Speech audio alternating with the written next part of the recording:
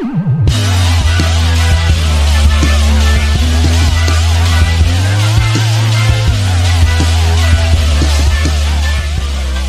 welcome to your weekly corner Späti. It is me, Kieran, and I'm joined by Uma.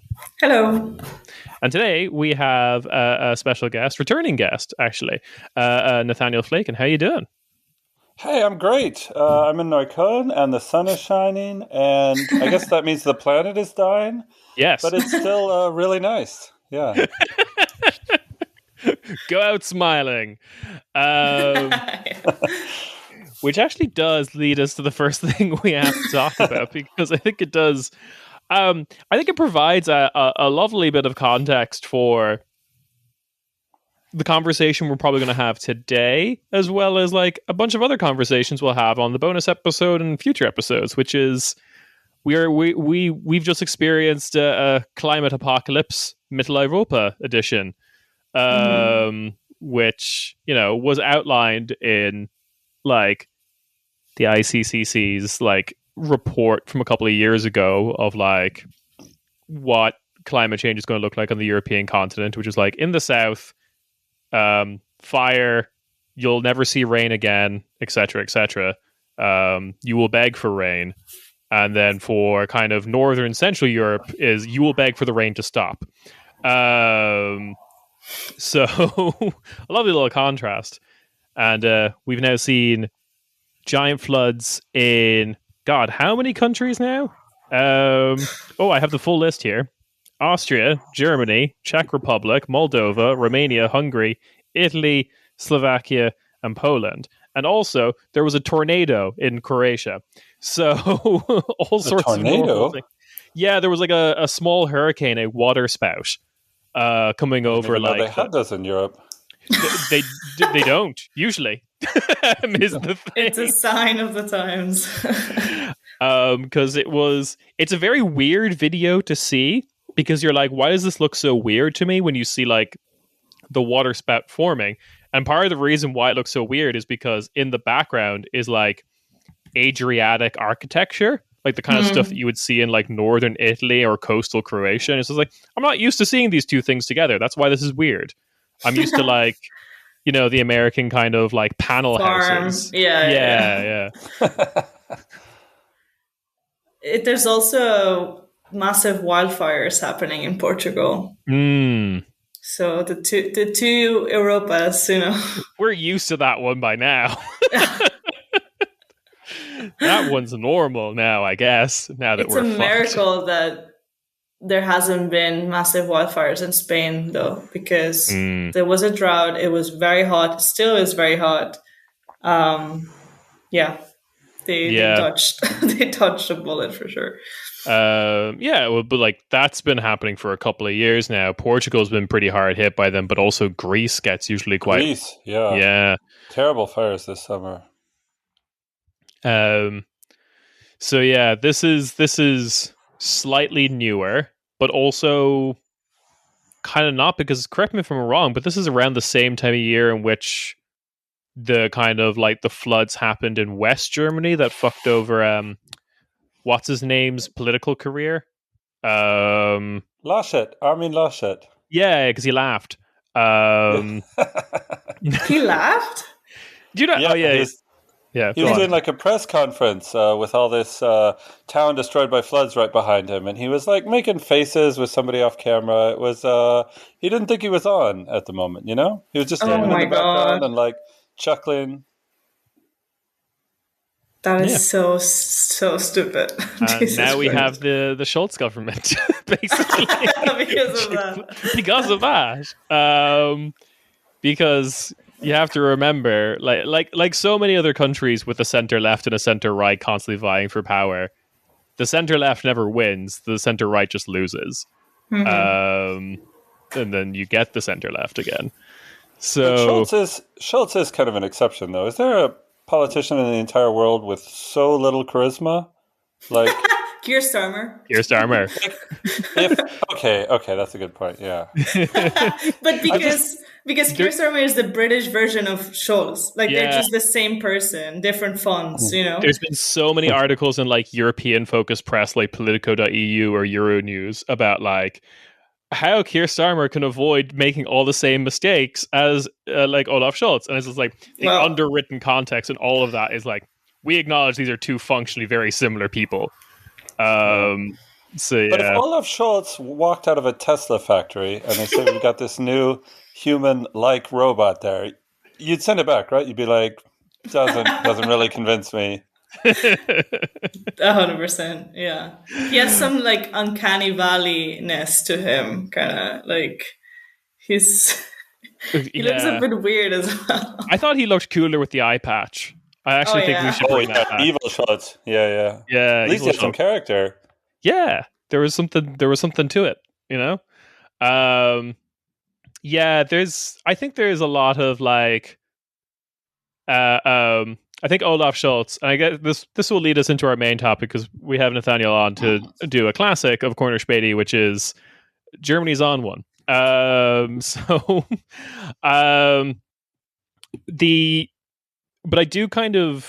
I am kind of working on this greater theory of like Scholz is the future for a lot of like countries, in the sense that like the center left, let's call them that, your typical like social democratic kind of parties, seem to think that the best way to govern right now is to concede points to the right and not really make a big show of yourself. Don't talk, don't really... Like a great example of Keir Starmer doing this is the race riots that were all over England and Northern Ireland. He wasn't to be seen publicly for like 2 days. Like, he didn't immediately go out there and make a press conference about how, like, law and order or justice or whatever you kind of expect these people to say. He was just kind of, like, very scared to even react. And we could see that with the Kamala Harris presidency as well. We could see a kind of similar quality.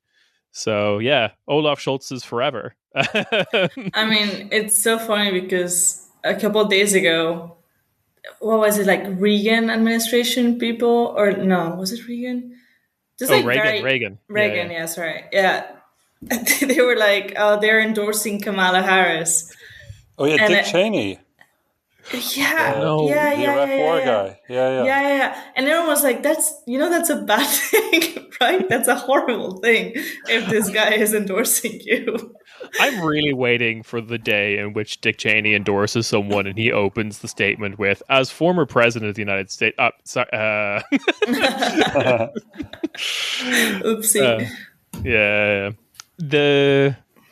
So it's not great, but we can... But it's... I think the difference between Keir Starmer and Olaf Scholz that I find a little interesting is that Scholz did kind of get elected on the back of like probably one of the most material SPD campaigns we'd seen in years. Like, I remember this is the 2021 federal election. They had posters about like changing the minimum wage and things like that, actual policy positions. Building affordable housing. Yeah. That they immediately abandoned for the European elections, and they just did like strong voice in Europe with a picture of Olaf Scholz's face. But that's very different from like Keir Starmer, who was always kind of campaigning on like vagaries and for a strong Britain. Yeah, and just like his whole campaign was just like, look at how badly Rishi Sunak has led you, so I'm a better option. Yeah, it was mostly against Rishi Sunak and the Tories, not about like, okay, what can you offer me? Yeah, as a politician and as a prime minister. Yeah, your classic. But don't you think? Go on. Don't you think Olaf Scholz won because he was so boring? Like, I felt like 16 years of Merkel, everyone was just used to like having an invisible prime minister who just doesn't do anything, goes with the flow, and Olaf Scholz was able to beat the Conservative Party by saying, if you want absolutely nothing to change, like, you need to switch parties. The Conservatives are going to be slightly to the right of Merkel now going forward, and I'm going to do exactly the same thing. I mean, he did. He did kind of adopt the like. He was the one most successful as adopting the I am the Merkel successor role, even though I come from a different party. But I guess I was her like finance minister towards the end there. So like, yeah, he was able to do that. But was that boring, or was it just like? I think the pitch was more like, I'm going to be sensible, which can be about the same thing. Because like, keep in mind, what was happening to the CDU at that time was like Friedrich Merz was trying to like take over, which he's successfully done now, on like the back of we need to start shooting wildly into the Mediterranean and all this kind of like libidinal like violence and like appealing to everyone's worst instincts. It's not sensible, but it's also not boring. You can give him that. But this actually kind of leads us to the silver lining days of like when the Progress Coalition was actually promising us stuff. Because if I remember correctly, there was 3 big promises, right? Weed legalization. I've forgotten the third one now, but then the one that I want to talk about is the citizenship law reform. There was a third one. It came in 3s. I feel like it came in 3s. But anyway, let's talk about the citizenship law, because that actually has passed. And people have been very normal about it. To say the least. Nathaniel, maybe you can expand on this further, but I think first of all we should probably explain to anyone who doesn't know, because our listeners we have 2 types of listeners, which are people not in Germany, and then Germans who are in Germany, so they wouldn't know this either because they're already passport holders. But like, what it was like before the citizenship law to get a German passport, to be a German citizen. Yeah, well, I have a German passport now, and it involved being in the country for at least 8 years. It involved passing different kinds of tests, and especially proving that you can support yourself in Germany. They really hate people who are on the dole here. They don't want any foreigners who are on the dole. That would give people heart attacks. And yeah, the new law, they shortened the time that you need to be here. But I think the biggest change that's going to affect the lives of a lot of people here is the dual citizenship rule. Germany for the longest time had a law. It said dual citizenship is prohibited, period. That was the law. And then there were a ton of exceptions. The list of exceptions kept getting longer, like, I don't know, EU citizens could be dual citizens. Mm-hmm. And I am a US citizen. I got dual citizenship via like another super complicated exception. And now finally people are going to be able to get dual citizenship like as the rule. And if you imagine, I don't know, like as somebody living in Germany for many years, I had never considered giving up my US citizenship because I don't know, it's like the country you come from. What am I going to get, like a tourist visa to go there? If I want to see my parents, I got to apply to go there as a foreigner. And that's the case for people who've been in Germany for decades and decades. And so, yeah, I think you're going to see a big wave of people becoming German citizens and getting basic rights that way. Yeah. But it's worth pointing out that like all of these like exceptions were kind of like, a handful of them at least were like just forced upon the Germans. Because like the EU one was because it was like EU law that a country couldn't take, like another EU country could not take away the citizenship of another like member state citizen. Like if I went and got a German passport, Germany would have, under the old system, have absolutely no right to remove my Irish one. Otherwise, they'd be breaking an EU-wide rule. But again, that was not like their own legislation. That was just something that like the EU kind of passed. And they were like, well, we'll just kind of agree to this. Reluctantly, I suppose. I think the other big one, and I can't remember if this was in the original proposal or if they've actually gone ahead with this, is relaxing the test or the criteria for getting a German passport, specifically for the Gastarbeiter generations. I believe they made the language requirements and stuff more lenient.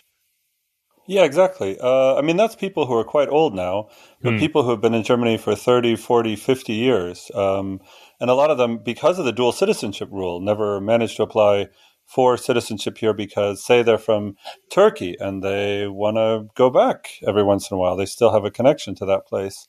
And some people who don't have great German skills now are, instead of like forcing somebody who's already retired in Germany after an entire lifetime working here, instead of forcing them to go through language classes kind of for their end of their life, it's like, yeah, whatever. You can finally get some basic rights here.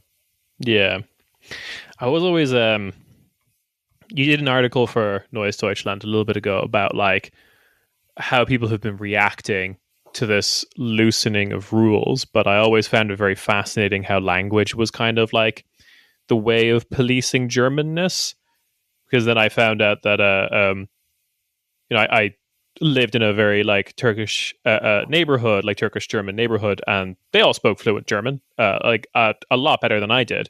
But then I find out from white Germans that like, oh, they don't speak it properly, and it's like, well, none of you guys fucking speak it properly. Have you seen Plattdeutsch? Like, I mean, like none of this is correct. Like, I have a Berliner neighbor who like every G becomes a J, kind of like Hausgemacht and stuff like that, and it's just like, they even get the cases wrong in Berlinerisch. They confuse. Well, it's not confusing. It's just like it's reversed, dative and accusative. But yeah, you wouldn't pass any German test talking like that. No, because it's German. It's all a dialect, kind of like it's a million different dialects. But yeah, it's just like the Turkish Germans are probably speaking some sort of like urban influenced, like, because they're mostly in the city centers, dialect of German that they like when convenient. It's not correct German, but then like I don't even think that's an ethnic accent anymore. I think you see a lot of white kids who live in the poor neighborhoods who listen to hip hop music, and they talk exactly the same way. I think it's just makes sense. Like the urban accent now. I think it has like a lot of historical Turkish influences in it, but you don't have to be Turkish to speak German that way. Yeah, but it's only a problem when the Turkish Germans speak it that way. Then they're not speaking it correctly. Yeah. But I think it's important to remember how it's ultimately not language, though. Like German citizenship laws have always just been based on unvarnished racism. There are people who get German passports based on some dubious, distant connection. Some tiny sliver of DNA, some great-great-grandparent who emigrated from a country that wasn't even Germany yet, hundreds of years ago, and that qualifies you without any language tests. And then there's people who, there's people who are born in Germany who never live in any other country and can still get deported. And that's something that hasn't entirely changed with this citizenship law either. You'll still have people being born in Germany with some kind of refugee status, with the status of like being not accepted as refugees, but only tolerated. Like the government says, oh, we would really like to deport you, but it's currently not possible for us to do this. We'll do this at the next possible opportunity. And people are born into that status and might spend their entire lives in Germany and then might, as adults, get deported from the only country they ever know. That's something that's, I don't know, coming from the United States, like that always seems so bizarre to me. Like even Nazis in the United States kind of agree that people who grew up in the country with citizenship kind of belong, Yeah. Well, I guess not all. I guess let me put that differently. Nazis in the United States within the Nazi divided. To be fair, that's like what was it? Steve Bannon style Nazi. He's in favor of like an American citizenship for everyone who belongs to the country. But like Nick Fuentes Nazi, no, okay, that's more of an ethnic. Yeah, category. Richard Spencer was very ethnic, but I think it was like the Boogaloo Boys were the ones. There's a name I haven't said in a while. They were the ones who were like trying to make this kind of multi-ethnic Nazi contingency in the United States, basically, based on being American. I always think that the German center left is a bit to the right of Steve Bannon. That's that's this country in a nutshell. I mean, we'll get into the reactions to the citizenship law in general now from like more official channels, but one of the things that I did upon arriving in Germany and like starting this podcast as a bit is I just identify as German. Like just immediately I live here.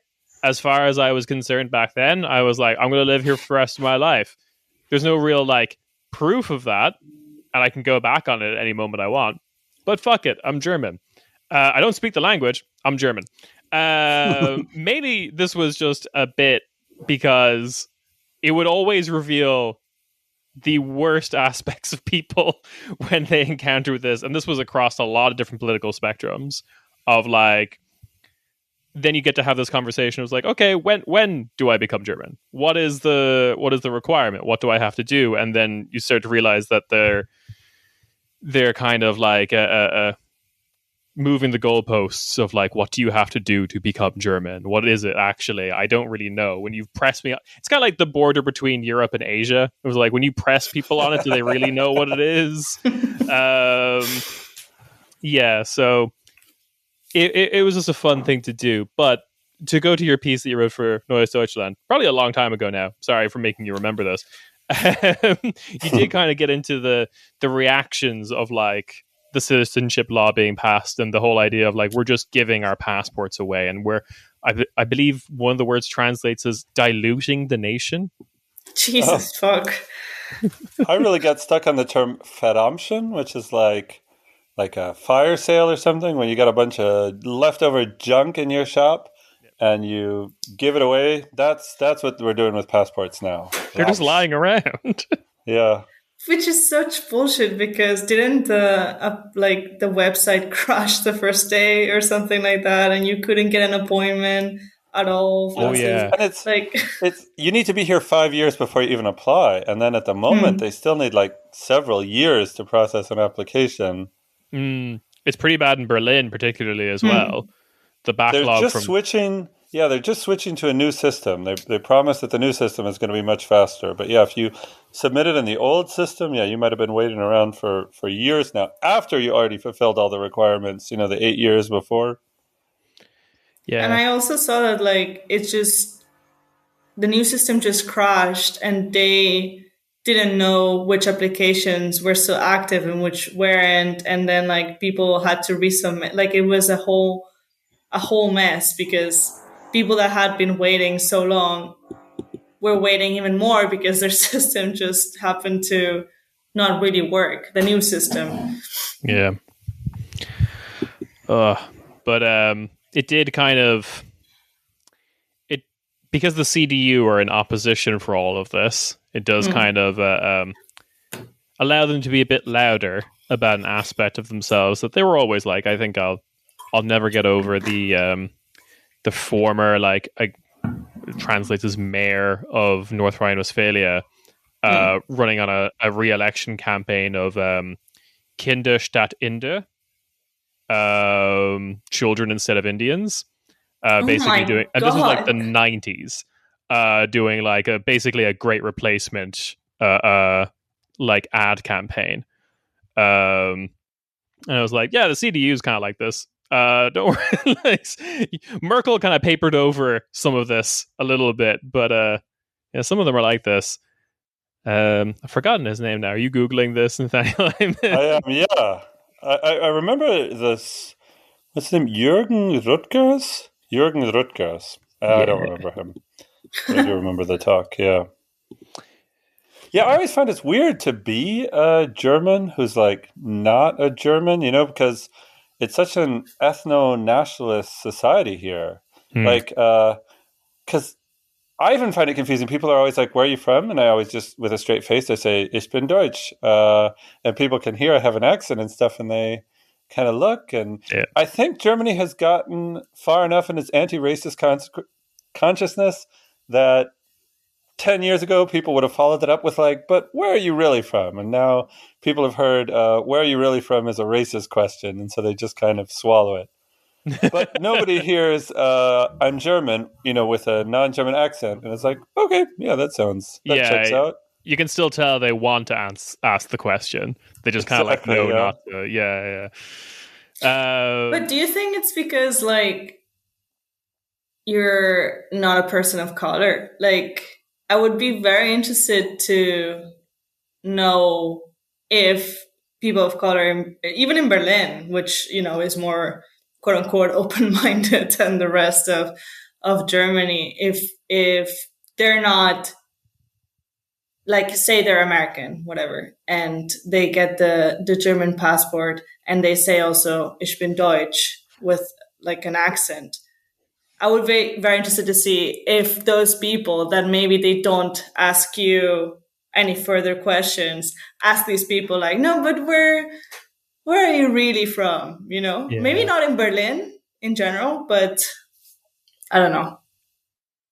I mean, it's hard for us to kind of like guess, but let's just say that our lived experience as people who live in Berlin would say that there would probably be some follow-up questions. And I think there would also be like, my guess would there'd be tiers. If you say Ich bin Deutsch as a person of color with an American accent, they might be more willing to accept that. But if your accent portrays the fact that your first language is Turkish or Arabic, there might be more pushback. There's this guy that my boyfriend used to work with who is German, but his dad is from Ghana, I think. And it's just what you said about the tiers. It's just like white Germans are insane because they'll be straight up racist to your face. And then when this guy, like this other coworker was racist to this guy and he called him out and then he started crying. The white German just started bawling his eyes up. I didn't mean to. I am so sorry. It's just like, then try not to be racist. Maybe like it's just weaponizing these like I don't know tiers. But then we should move away from this. But it is interesting how this government has kind of delivered on, a fair amount of their promises that people were, excited about, to say the least. Like, if this is going to be the government, these kind of these things they're promising, changing citizenship law, weed legalization, they have delivered, and they're both kind of like nice things to happen. Like, these are things that, despite all the awkwardness, particularly with the citizenship law, is improving a lot of people's lives. But then we get into the way in which this coalition has been monstrous, and well, they didn't promise to do this in the election, in the Superwahl in 2021, but oh boy, are they really trying to make certain phrases illegal.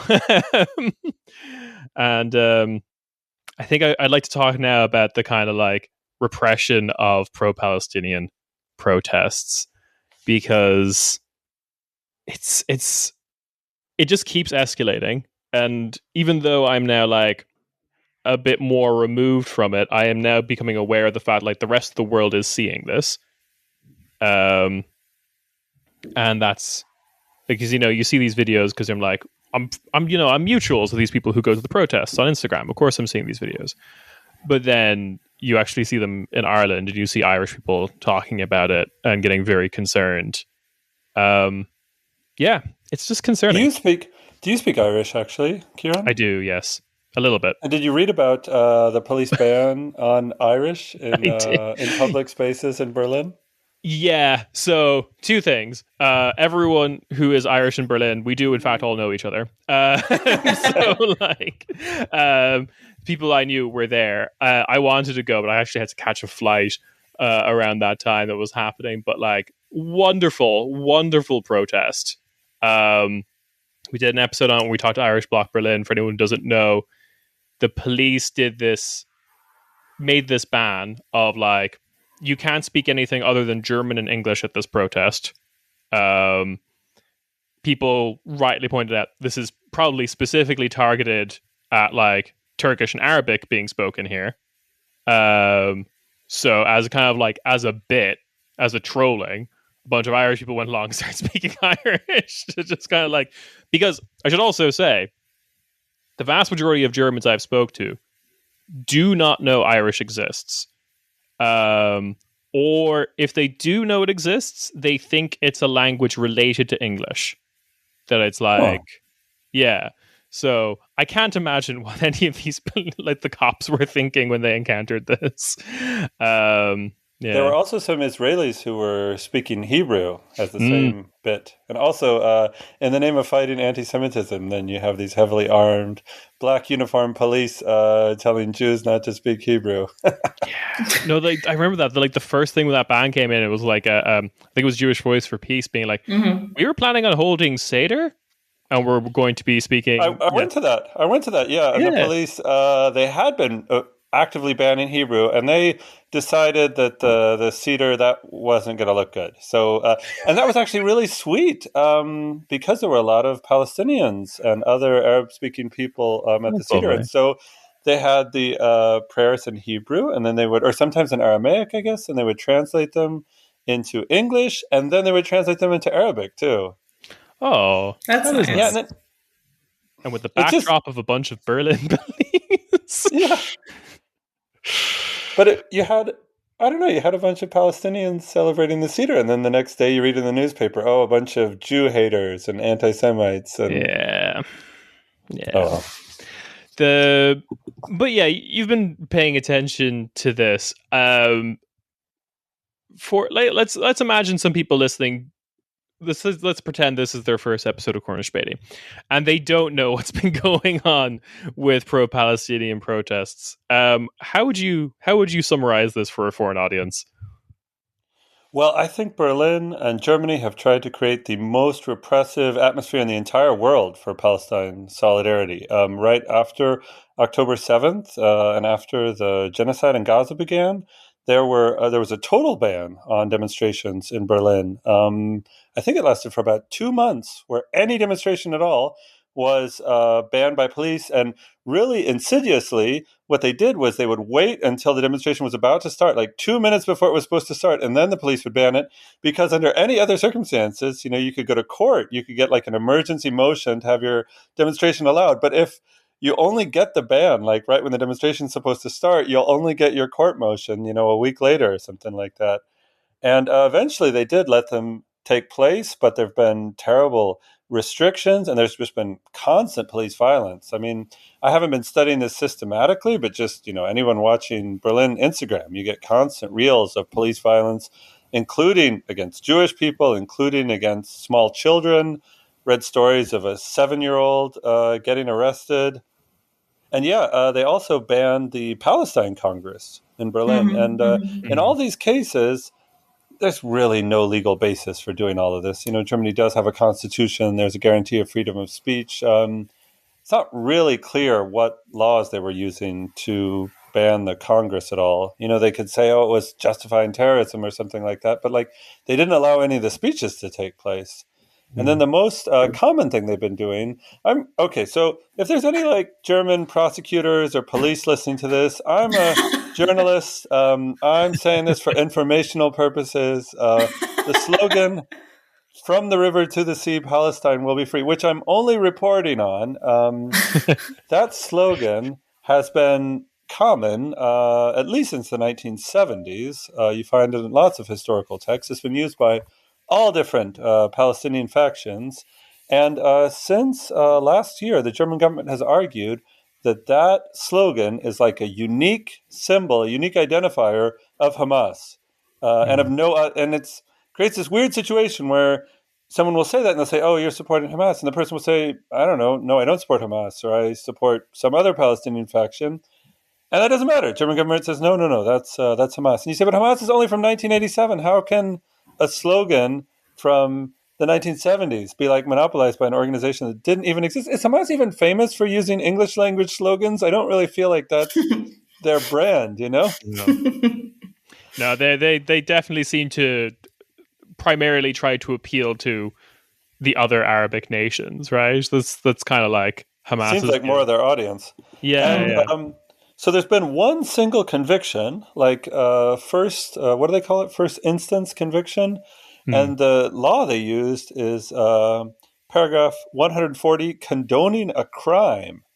And in this case, the judge said that someone using that slogan, but only because it was used 4 days after October 7th, that means you're condoning everything that Palestinian militants did on October 7th, which seems like a stretch to me. I don't know, because the same person using that exact same slogan 5 days earlier, I guess that's fine. Has enough time passed then? Can we use it now? And it has like a much more general context. Police are also arresting people with other charges, but none of those have gone to trial yet. There have been a number of German courts that have thrown this out, who have said, this slogan means a lot of different things to a lot of people. It depends on context. But this one Berlin court that's dealt with it so far has agreed with police here. Yeah. Yeah, I think they fined the activists like 400 euros, something like that. But they're appealing. Yeah, they're not going to pay that now, at least. Yeah, they're appealing. And I mean, in Germany, we've seen the last couple of weeks this huge wave of Nazi demonstrations against Pride. Oh, yeah. They've been going, especially through Eastern Germany, but not only in Eastern Germany, and attacking queer people. And a slogan you hear Nazis saying a lot is "foreigners out." And "foreigners out" is protected speech in Germany. Yeah, there was that music clip over the summer where everybody was shouting that, and German courts have said, no, that depends on context. Somebody saying "foreigners out" with a swastika, okay, that's bad. But if you just want foreigners out of Germany, that's fine. That's not incitement of racial hatred. Pretty bad context, to be fair. But then you do have those Nazis in protesting against Pride marches saying "Ausländer raus." So it's do you not have enough context here? Can you not go in and arrest these people the way you go in and arrest pro-Palestinian activists, or Well, you couple that with the kind of the quieter scandal that's been happening in German media, I think, over the last year, which is the various group chats that have been leaked from various police precincts. Which let's say if you the two choices are Palestine will be free or Ausländer raus, the group chats are leaning towards one side more than the other. Let's put it kindly. You mentioned Gigi D'Agostino's Le Mot Toujours. I was earlier, before we went on this call, humming to my head, "The Venga bus is coming." And I was like, wait, has that one been ruined yet? Have they taken that Eurodance banger from me? Oh god, because it's very upsetting that Germany also seems pretty confused, which I think is about what law should be applied. I think when you talked about the case of Ava M, who was done for saying "from the river to the sea," there was first it was charged as anti-Semitism, then that was kind of thrown out, then the lawyers changed it to condoning a crime, like you mentioned earlier, and now that that's kind of been questioned by, I believe, a court in Mannheim, they're now pursuing more a general hate speech kind of law. And to the police stuff you mentioned earlier, because I remember reading about this with the Hamburg G20, where there was an incident where the police in Hamburg were strip searching people who were leaving the city, and that resulted in strip searching some minors coming out on a bus. And then years later, this goes to court, and the court obviously finds hey, that was unconstitutional. You strip searched a bunch of minors without a warrant or anything. Don't do that. But basically, that's the end of it. The police don't get fired. There's not really a fine or real punishment in place, is my understanding. So there's a lot of this cop behavior in Germany of to use a very kind of corporate speak, ask for forgiveness rather than permission kind of thing. They just kind of do it first, and then, well, we'll see where the consequences actually, because the consequences are so fucking delayed. But I feel that's... Sorry, go on. No, go for it. I just feel that's cop behavior in general. No, it, because I think the same happens in Spain and Catalonia as well. You see the police beating up people, the police taking the eye out of like activists because they use rubber bullets, and nothing happens to them. It might go to trial, but barely anything happens to these people. I think it's a very cop mentality in general to be like, I have the power, so I'm gonna ask for forgiveness, even if even they ask that, rather than permission. Yeah, Germany is a center of cop impunity. The only institution that's allowed to investigate police crimes is the police. Like if you get assaulted by police, you have to go to those police to ask them to press charges against themselves. And the numbers for police impunity, I mean, I'm just trying to quote off the top of my head here, but it's something like 99% of charges that get dismissed without any consequences at all. And even when there are charges are confirmed, when people are convicted, there's usually nothing happens there either. It's a fraction of 1% of police that ever suffer consequences, and that's only from people who take the trouble of going to police and trying to press charges against the police themselves, despite knowing that nothing's ever going to happen. I always think like this messes with the psychology of the individuals too, that because what's the definition of a psychopath, right? It's someone who can't judge the consequences of their actions, who can't think about the effect that this will have on other people. And police actually live like that. That's their lived reality. You could be a cop and you could just be walking down the street and you just get the urge and punch somebody in the face. And in the German justice system, you're like 99% of the time going to get away with that, That messes with people's mentality too. And so like, of course, they end up pushing boundaries. And when you look at their phones, it's all full of like Nazi memes and Hitler memes and Auschwitz memes and stuff like that. Oh, and even those cops, the ones who got caught with those thousands and thousands of Nazi memes, they got suspended, but they got suspended with full pay. Oh my God. It's a universal holiday. universal basic income for racist police. Yeah, because I was about to say, like, I actually hear more consequences like facing American cops, like the country famous for like police brutality. Of course, that consequence is usually what you said, is the suspension with full pay consequence. But like, yeah, just like so much. I think when I first moved to Germany, pretty briefly after that was George Floyd. And like there was this huge conversation about like police brutality, and I realized just how different Germany was from a lot of places I'd been before, because the Germans back then, at least, the police seemed very conscious of trying to make the public like them. I think that's probably stopped now, but I don't think people remember the period of like the sexy cop. That was the German answer to this. God, there was like a precinct out in East German state where they did like a huge one long like single shot take of them doing a tour of the precinct, and they accidentally walked in on the women's changing rooms.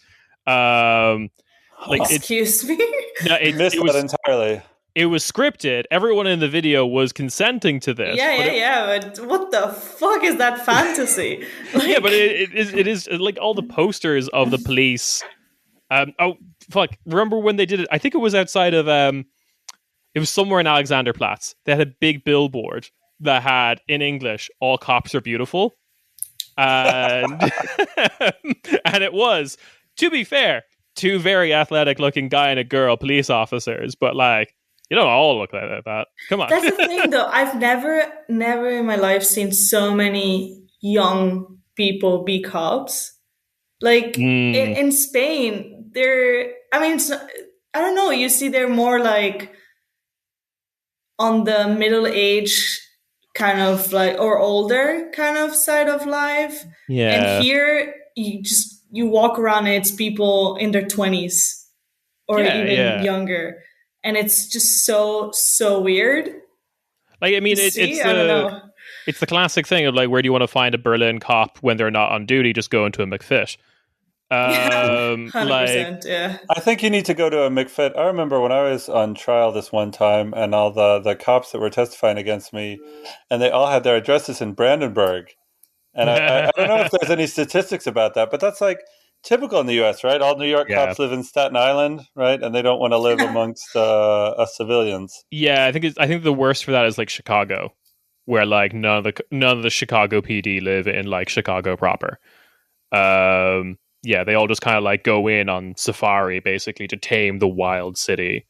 And that's where all those like Facebook groups come from of like New York has fallen or whatever. And it's post a picture of a crying minion. But anyway, that was a little detour into the psyche of the German cop. Uma's right though. I feel like the Chief Wiggum stereotype doesn't really apply to the average Berliner cop anyway. Do you know if they've done like those like sexy priest and sexy firefighters? Yes, 100%. There has to be. I'm googling. There has to be like. It's so funny though because I always see tweets of people saying, "Why don't the police, like at least in Spain, why don't the police do a sexy calendar thing?" And then it's like a picture of like a policeman with his chest showing, and there's like a swastika tattoo on it. Like, yeah, they need to be in full uniform. yeah, exactly. They can't show the tattoos. I'm trying to find it. I'm pretty sure. Yeah, there's a couple of like. Okay, I think the I don't think they exist. Nope, found one. Yeah, but are they real cops? Show me their badge. Yeah, give me their badge ID or whatever. Yeah, there's a sexy lady of the police 2024 calendar that I found here. Okay, but that's sexist. Like that's I want the man one. And actually, what I feel like is a very German energy. There's actually a lot of like Polizeikalender that are just vehicles they use. Really good photos of like helicopters or like those armored bin trucks that they have in Berlin. That's so weird. Yeah. Boring. Yeah, but very typical like we're the nation of engineers kind of bullshit. My sexy calendar is of trains, specific police trains. Anyway. Our last little thing that I want to talk about is on the Germany's on one is the elections that we had, because there's another one coming up. I believe, is it this weekend or next weekend? This weekend. Brandenburg. Yeah. All those Berlin's cops are going to vote. Yeah. Because we did a whole episode on the Thüringen and Saxon like results, and our basic conclusion was we agreed. I think Hanno Hauenstein wrote a piece in The Guardian that kind of comes to a similar conclusion of like trying to, agree with the right to win votes.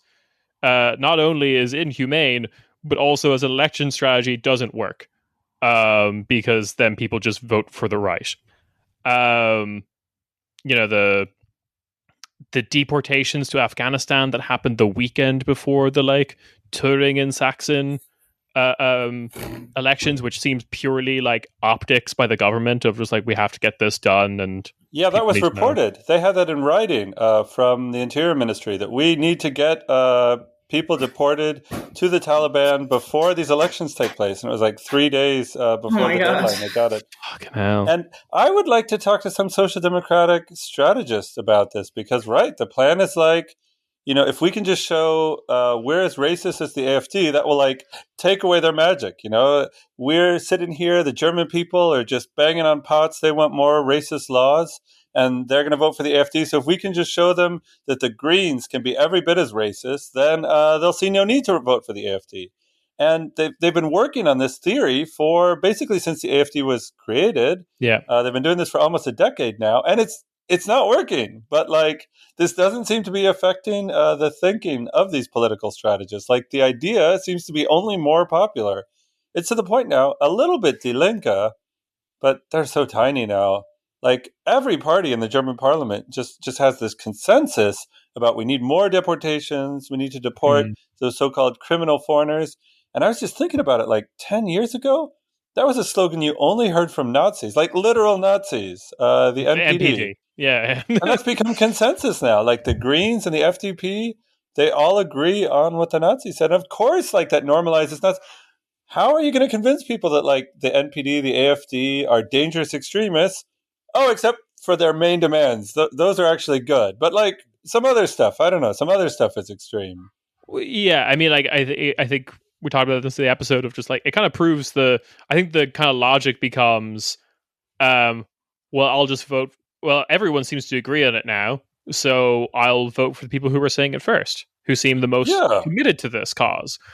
They're authentic. Like the Social Democrats, why weren't they in favor of deportation? I mean, they were, but why weren't they in favor of more deportations 5 years ago? They're just doing it opportunistically now because it's if I want racist policies, like at least give me someone who's like sincerely committed to the racism.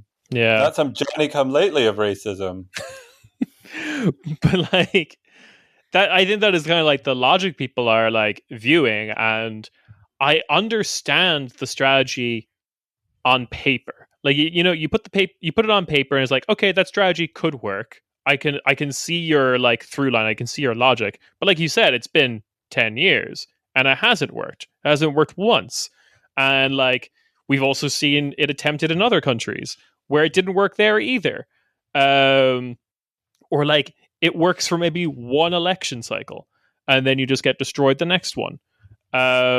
So it's like it just kind of like it absolutely floored me that like after the results, like a week after the results, Olaf Scholz's response is actually fuck Schengen. We're just closing the borders. And it's not only is it like no one in the AFD is going to think you're cool after doing this, but you're also going to piss off like what I would assume is a huge part of like the Green and SPD voting base, which are the people who like the kind of like pro-European, like the open borders with Belgium kind of people. Because like they did Vox Pops afterwards where they just like put a microphone in front of everyone's face in like Berlin. It was near Friedrichstrasse, near the like big bookshop there. And they were just like, yeah, I don't really see what this is going to do. Like even if I should accept like immigrants are a problem, I don't think the average German was thinking, oh, the Dutch, they're the problem or whatever. So it's just completely fucking useless. And like the Belgians are pissed. That's probably my favorite part of this. The Belgians are very annoyed because apparently the very tiny German speaking community in Belgium do all of their shopping in Germany. So they're just like, because like, oh, all the signs make sense. It's slightly cheaper. It's a quick drive. Just pop into, I guess, Lower Saxony and pick up some shopping. And now they're just like, yeah, pop into an Edeka, into something like that. But now they're like going to be like a civil lawsuit by the German speaking community of Belgium against Germany. Well, and this is another thing that only the AFD was demanding 8 years ago. And the worst part about this is once you say, oh, whatever the AFD is demanding, that's what the people want. So we have to do that. Yeah. It's not like the AFD says, okay, great, thank you, we're done. The AFD, in order to compete electorally, they need to come up with something even more ostentatiously cruel. Yeah. In the elections in Brandenburg, that AFD politician was saying we should ban refugees and asylum seekers from all public events. And that's the next thing we're going to be talking about. And yeah, I mean, based on our experience of the last few years, it seems pretty likely that Scholz is going to come out 3 weeks from now and say, hey, we've heard what the people are calling for. Yeah. And then the AfD is going to have to come up with something even worse. Why don't we just murder children at the border or something like that? And then the Social Democrats, oh, sorry, yeah. That's what people want. So there's just no end to this. Yeah. It's like, yeah. Yeah, it feels like a mass psychosis we're in. There's so many things. There's so many horrible problems in this country, and instead of even thinking about them, we're all just anything you can think of. We're just going to try to blame it on refugees one way or another. Yeah, and then at the same time, like it's just. I also think there's a huge danger to constantly painting the idea that what the AFD says was also the popular opinion, because like you cannot overestimate how much people will base their like opinions on things by if they think other people around them think the same thing too. Like we're a social creature. Everyone desires the like drive to not be lonely anymore. Like, which is always one of like the thing of like, hey, if you're like an online communist who listens to this, great, thanks. Go to a protest, meet other people, actually talk to people. It's so important for your mental well-being. But at the same time, if you like constantly hear from the TV, which is now like, I don't know, maybe you're in your 60s and it's your best friend because your grandchildren don't call anymore. That like, oh, everyone, the hot new thing in Germany is being racist. And I was like, well, I've got to be racist now and listen to this new Charlie XCX album, I guess. These are the two things that I have to do to remain current. It's Brat Summer, baby. Close the borders with Belgium. If you look at the statistics ahead of these elections, people do say that immigration is the biggest problem, but they only started saying that after all the politicians started talking about immigration as the biggest problem. Politicians always say they're just listening to what the people want, but I think the causality is exactly the opposite. People's interest in immigration goes up and down as much as politicians and the media are talking about it. Yeah, there was also the Tagesschau kind of like exit poll surveys from like Turingen and Saxon that like the number one issue, and I think both of those elections was like kind of like financial insecurity and inflation and stuff. Like the number one concern amongst AFD voters was immigration, and then in total, I think amongst the entire population, it was like third on the list or something.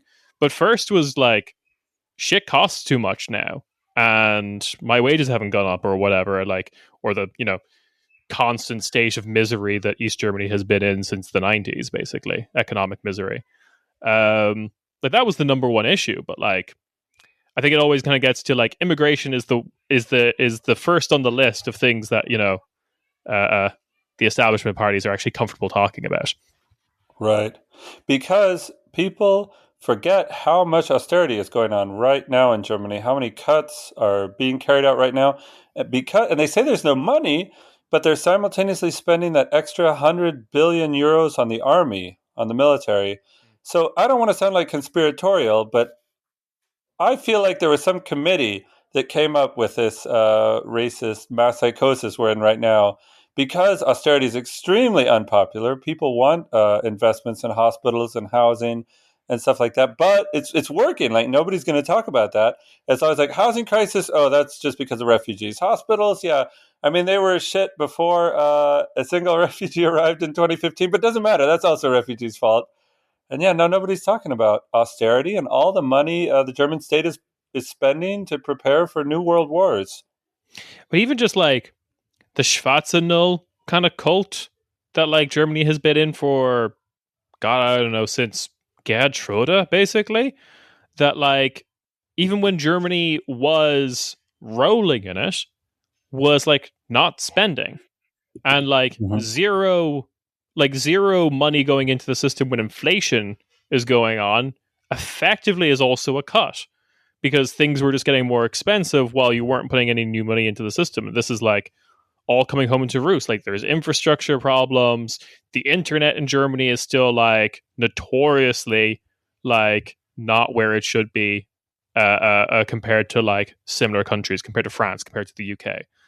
And like all of these things naturally affect like the poorest in society more, because the poorest in society depend on public infrastructure the most.